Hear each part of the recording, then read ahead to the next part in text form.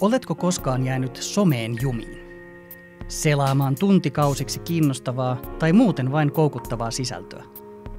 Kun katsot yhden videon, seuraava onkin vielä kiinnostavampi ja yhtäkkiä onkin jo yö. Olet mitä luultavimmin jäänyt suosittelualgoritmin pauloihin. Algoritmit ovat tietokoneen tapoja järjestää tietoa, mutta yleensä niillä viitataan suurten verkkoalustojen, kuten TikTokin, Googlen tai vaikkapa Instagramin suosittelualgoritmeihin, jotka osaavat hämmentävän hyvin suositella meille jokaiselle räätälöityä sisältöä. Algoritmeille on syötetty valtava määrä tietoa, muun muassa sinusta, kaikista tuntemistasi ihmisistä ja samanoloisista tyypeistä kuin sinä olet. Ne yrittävät arvata, mitä juuri nyt tahdot ja mikä sinua kiinnostaa, ja näin ne tarjoilevat sinulle aiheesta kuin aiheesta netin kiinnostavinta sisältöä, ja usein yrittävät myydä sinulle jotain. Äkkiseltään suosittelualgoritmit tuntuvat ihan käteviltä kapistuksilta. Ne tarjoavat sinulle sopivia vaatteita ja TV-sarjoja, joista pitäisit. Mutta suosittelualgoritmeilla on myös pimeitä puolia.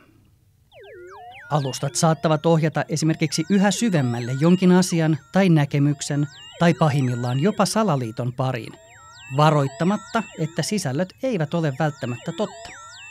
Tai että toisellakin tavalla voisi ajatella. Yle kokeili vuonna 2023 TikTokin algoritmia luomalla keksityn 13-vuotiaan Ellan, joka tunsi itsensä masentuneeksi ja lihavaksi. Ei kestänyt kauaakaan, kun TikTokin algoritmi alkoi näyttää tälle yhä enemmän mielenterveysaiheita ja syömishäiriöihin liittyviä videoita, ja osa näistä oli selvästi vaarallisia. Faktabaari ja Check First taas ovat havainneet Digivaalivahti-hankkeessaan, että kun verkosta etsii politiikkaan liittyviä aiheita, suosittelualgoritmit saattavat johtaa käyttäjän esimerkiksi harhaanjohtavien vaalivilppiväitteiden tai radikaalioikeistolaisten sisältöjen pariin. Wow. Google Uutiset puolestaan johtaa Suomessakin välillä valemedioiden sivuille, jos ihminen etsii uutisia vaikkapa juutalaisuudesta tai maahanmuutosta.